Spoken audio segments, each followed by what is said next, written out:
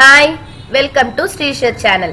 இன்னைக்கு நம்ம மணத்தக்காளி கீரை கூட்டு எப்படி பண்றதுங்கிறத பார்க்கலாம். இந்த வீடியோ உங்களுக்கு பிடிச்சிருந்ததுன்னா லைக் பண்ணுங்க, ஷேர் பண்ணுங்க, சப்ஸ்கிரைப் பண்ணுங்க. மறக்காம பக்கத்துல இருக்கிற பெல் ஐகானையும் கிளிக் பண்ணுங்க. வாங்க வீடியோக்குள்ள போகலாம். கூட்டு பண்றதுக்கு முதல்ல நான் 1 கப்பு பாசிப்பருப்பு, 1/4 கப்பு கடலைப்பருப்பு ரெண்டையும் 1 hour ஊற வச்சிருந்தேன். இப்போ நம்ம அதை குக்கர்ல போட்டு வேக வைக்க போறோம். இந்த மாதிரி அலம்பிட்டு ஊற வச்சுட்டு நம்ம எடுத்து குக்கர்ல போட்டுடலாம். 1 கப்புக்கு 1/4 கப்பு கடலைப்பருப்பு போட்டா போதும். இப்போ இது கூட பெரிய வெங்காயம் 2 பெரிய வெங்காயத்தை நல்லா பொடியா கட் பண்ணி வச்சிருக்கேன். அதையும் நம்ம இது கூட சேர்த்துக்கலாம். தக்காளி 2 தக்காளி நல்லா பழமா கட் பண்ணியிருக்கேன் பொடி பொடியா, அதையும் நம்ம இது கூட சேர்த்துப்போம். 2 தக்காளி போட்டிருக்கேன். 1 கட்டு மணத்தக்காளி கீரைக்கு ஆன அளவு இது எல்லாமே. 1/4 டீஸ்பூன் மஞ்சள் தூள். இது வேக வைக்கிறதுக்கு தேவையான அளவு தண்ணி ஊற்றி நம்ம ஒரு 3 விசில் விட்டுப்போம். அது விசில் வரட்டும். அதுக்குள்ள நம்ம அரைக்கிறதுக்கு என்னென்ன வேணும்னு பார்த்துடலாம். ஒரு ஜார்ல 4 பச்சை மிளகாய், 1/4 கப்பு தேங்காய், துருவன தேங்காய் மூடி, அது ஒரு 1/4 கப்பு தேங்காய், துருவன தேங்காய், 1/4 டீஸ்பூன் ஜீரகம். இது மூணையும் லைட்டா தண்ணி சேர்த்து கொஞ்சம் நல்லா பேஸ்ட் மாதிரி நம்ம இப்போ அரைச்சிக்க போறோம்.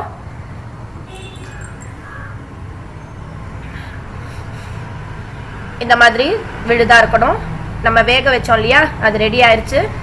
இப்போ நம்ம குக்கர் ஓபன் பண்ணிட்டு லைட்டா பருப்பெல்லாம் கொஞ்சம் நல்லா மசிச்சு விட்டுருவோம். ஊற வச்சு போட்டாதான் நமக்கு கடலைப்பருப்பு நல்லா வெந்து வரும்.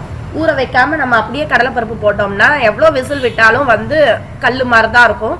ஸோ அதனால ஒரு 1 hour கண்டிப்பா ஊற வச்சிடணும் கடலைப்பருப்பு. இப்போ மணத்தக்காளி கீரையை இந்த மாதிரி தனித்தனியா இலையா கிள்ளி எடுத்திருக்கேன். நான் விதையோட தான் போட்டிருக்கேன். மணத்தக்காளி விதையோட தான் இந்த கீரை செஞ்சிருக்கேன். வாஷ் பண்ணிட்டு ஃபில்டர் பண்ணி இது கூட நம்ம சேர்த்துருவோம். இதையும் லைட்டா நம்ம ஒரு கிளறிடுவோம். இது பார்த்தீங்கன்னா வாய் புண்ணுக்கு, வயிற்று புண்ணுக்கு ரொம்ப நல்லது. இங்க பாருங்க, நல்லா மிக்ஸ் ஆயிருச்சு.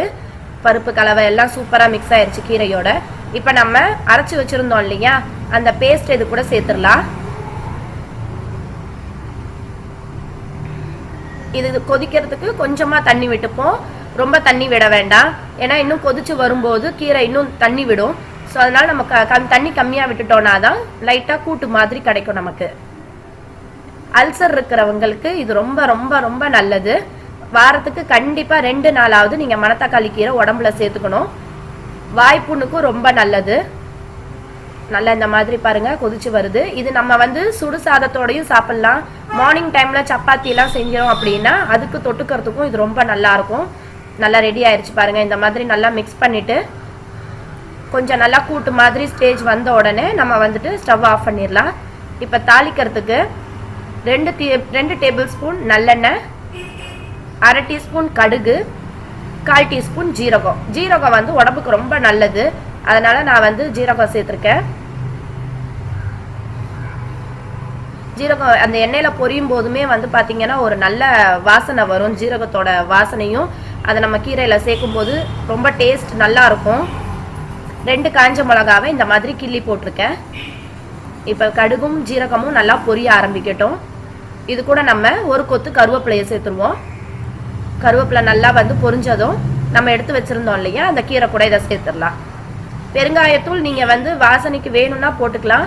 பட் எண்ணெயில அந்த பெருங்காயத்தூள் போடும்போது ஒரு சூப்பரான வாசனை வரும். நான் அதனால எப்பயுமே சேர்ப்பேன். கீரையோட சேர்த்துட்டு இப்போ இந்த கீரைக்கு நம்ம இன்னும் உப்பு போடலை.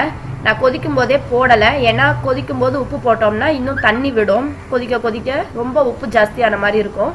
ஸோ நான் இந்த ஸ்டேஜ்ல இதுக்கு தேவையான அளவு உப்பு சேர்க்க போறேன். இதை நல்லா இப்போ மிக்ஸ் பண்ணி விட்டுருவோம். அவ்வளோதான், ஒரு சூப்பரான கீரை கூட்டு மணத்தக்காளி கீரை கூட்டு ரெடி ஆயிடுச்சு. இது நீங்க ரொம்ப ரொம்ப ஈஸி. இதை கண்டிப்பா குழந்தைங்களுக்கு செஞ்சு கொடுங்க. ஏன்னா மணத்தக்காளி கீரை உடம்புக்கு ரொம்ப ரொம்ப நல்லது. அதனால நீங்க இதை கண்டிப்பா குழந்தைங்களுக்கு செஞ்சு கொடுங்க. நீங்களும் இதை செஞ்சு பார்த்துட்டு எப்படி இருக்குங்கிறத எங்களுக்கு கமெண்ட் பண்ணுங்க. தேங்க்யூ.